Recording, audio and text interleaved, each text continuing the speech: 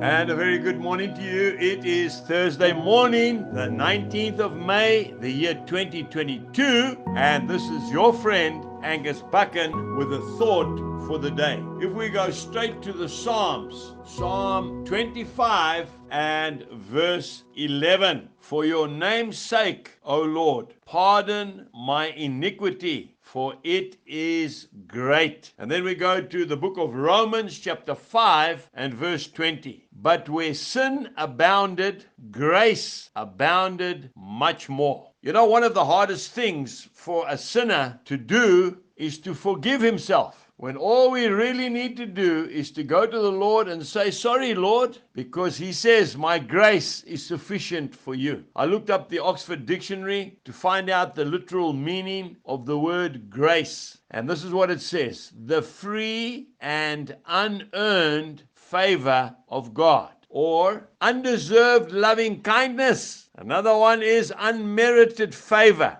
You see, we have to accept God's forgiveness. And it's one of the hardest things for people to do. Lord, you cannot forgive me. I'm such a great sinner. John Newton, who wrote Amazing Grace, remember, the slave ship captain, when he realized the enormity of his sin, he was overwhelmed. And he wrote that beautiful hymn, Amazing Grace, how sweet the sound in a believer's ear. Apparently, when he was dying, he was whispering something, and a man put his ear right to John Newton's mouth. And John Newton was quoted as saying, what a great sinner I am, but what a great Savior Jesus is. We have to accept the fact that the Lord has paid in full for our sin. Peter said to the Lord when he wanted to wash his feet, he said, you will never wash my feet. John chapter 13 and verse 8. And Jesus says, and I will have no part of you if you will not accept it. I was also brought up in the old school. If you can't pay for it, then you don't take it. But we need to understand something. Sometimes when we won't take a gift, we offend somebody. A young man told my son a few months ago that he wants to give me his horse, not just a horse, but his best horse as a gift. This horse is worth a lot of money. It is fully trained. You can shoot off its back. You can crack a whip. You can do anything on that horse. But he wants to give it to me as a gift. And another young man wants to make me a handmade, custom-made saddle. And initially I said, look, I can't take it from these boys. It's also part of their livelihood. My son said to me, Dad, if you don't take it, you will hurt them.